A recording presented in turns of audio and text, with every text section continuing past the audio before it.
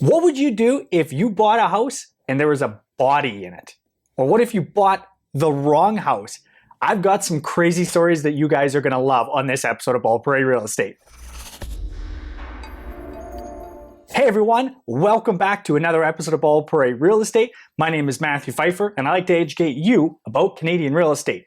This, of course, is not my typical setting because this is not going to be one of my typical videos. I wanted to have a little bit of fun with this video, and this video is going to be kind of a special one. I'm going to explain at the end why this video is going to be so special. I've got some exciting news for you, but I wanted to do an April Fool's Day special for this with some really funny stories from real estate transactions. I'm going to tell these stories in first person, but I'm not involved in any of these stories.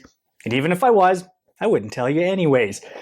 As well, I'm closing in on my 10,000 subscriber goal. I'm hoping to get to there by July. So if you haven't subscribed already, help me out. Hit the subscribe button and then grab a family member or a friend's computer. Subscribe there as well. Thanks a lot. I appreciate that. As we always do, let's start this off with another terrible joke. This one comes from a viewer, Dorian. This was a hilarious one. What is a French fry's favorite form of transportation? The gravy train. If you have a great joke I can use in a future episode, put it in the comments below. So in this first story, I'm out showing houses to a young couple and we're looking at infill houses. So they've knocked down an old house in an older neighborhood and built on either one or two houses on the old lot. In this case, the house we decided we were going to look at was actually two different ones side by side because that's what they'd done. They knocked down an old house and put two houses side by side. So let's look at them both. They both were very different floor plans, different colors, styles. Everything about them was basically different, but they were both in the area that this couple wanted to look at. So I said, let's go look at them both. Standing on the street looking at them, you got one on your left, one on your right. At least that's my left and right the way I just did that. We look at the one on the left first. It's a nice house. It's not the right one, no, for this couple. The one on the right though, they love. This is perfect. This is the absolute right house for them. They have to have it. We put together the offer, we do all the inspections, everything comes out, checks all the boxes for them. They're super happy, we remove conditions. Now we're just waiting on possession. About a month goes by, we come up to do possession, so pull up to the house. I jump out of my car, meet them, we're all excited, it's possession day, yay! Go up to the house, and as I'm walking up, I got the keys in hand, I'm gonna unlock the door. Normally, I would give the keys to the buyer and say, hey, unlock your house for the first time. I don't know why, but for whatever reason, I decided to unlock it for him. But as I'm walking up to the house, there's somebody in the house. That's a little weird. Shouldn't have been anybody there. The house was actually vacant when we looked at it because it was freshly built.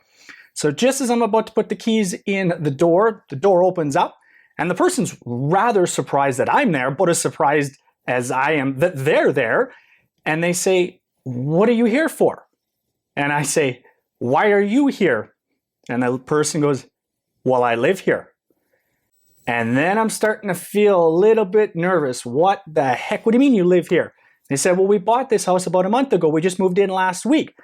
And I said, but we bought this house about a month ago and we're moving in today. And now my buyers who are standing behind me are really confused. So after a few minutes of talking things out and phoning the selling agent, trying to figure out what the heck has just happened, we come to a pretty startling conclusion. And that is, when we wrote the offer on the house on the right, the one that they love so much, I screwed up. I wrote the offer for the house on the left with the address and the legal identification for the house on the left. Nobody noticed when we signed all the documents that we had the wrong address and we were buying the wrong house. The one that they didn't like as much, the one on the right that they loved, somebody else had just bought. Now what do I do?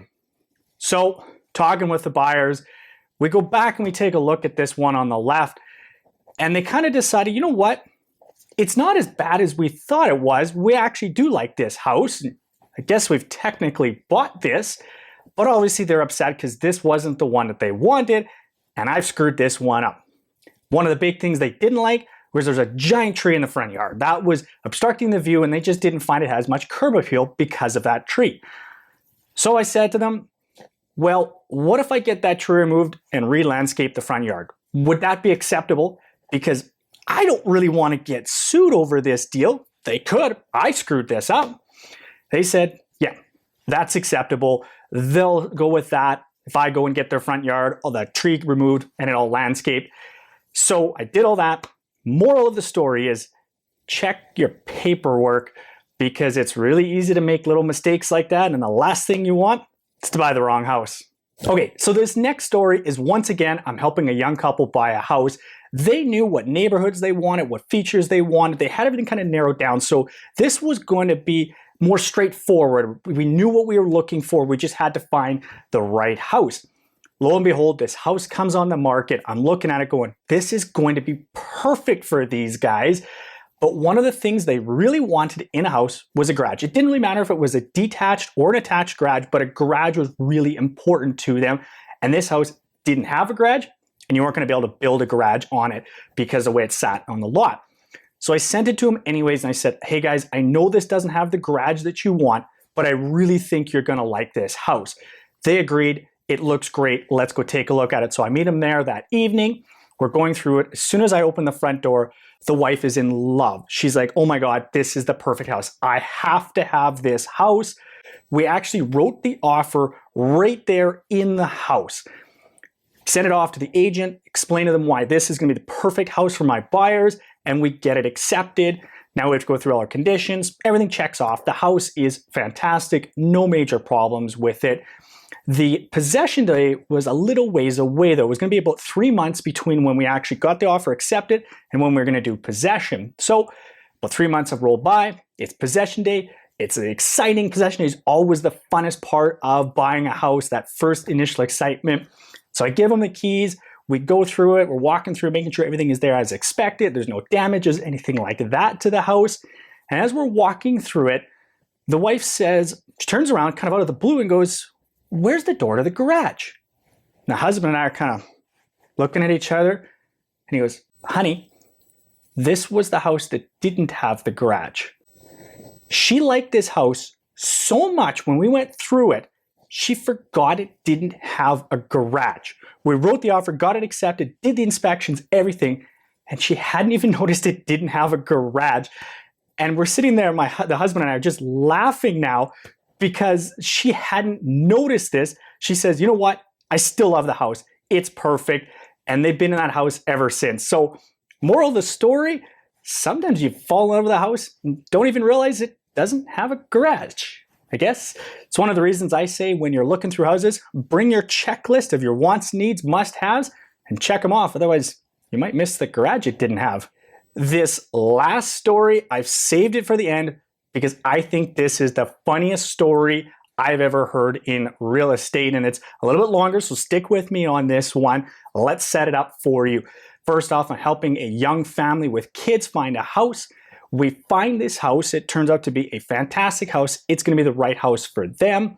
We write the offer on it. Now, the time we were looking at houses, the kids weren't with us. They were away on a summer vacation, but the husband and wife, they knew this was going to be perfect. So write the offer, get it accepted. Inspection day comes along, and I was going to go to the inspection a few minutes early, make sure there was no major problems. So I was anticipating to show up about a half an hour before the family showed up to go through the inspection. On the way there, the home inspector phones me up and says, hey, you on your way? And I said, yep, I'll be there in just a couple minutes. He goes, okay, we got to talk.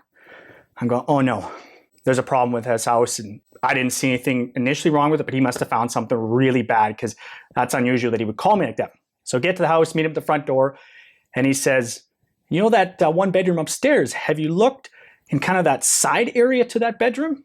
I go, no, I hadn't really looked at it we saw it when we were there, but hadn't looked in depth. Why? He goes, you need to go look there. Okay, not really sure why. So I go up to the second floor into this bedroom. This is going to be one of the kids' bedrooms. And so I've got kind of the main part of the bedroom, and then there's a little, almost like a side room. Maybe it could have been like a walk-in closet, but they were going to turn this into a Lego area for the kids. So as I walk around the corner, very clearly in the corner of this little small room is a chair. And very clearly, with a blanket over top of it, is a body. I'm really scared at this point, really curious, and really nervous all at the same time. I know it can't be a dead body, because home inspector obviously would have phoned the police and they would be there by this point. and he wouldn't have been so nonchalant. So now I'm really curious what's under the blanket.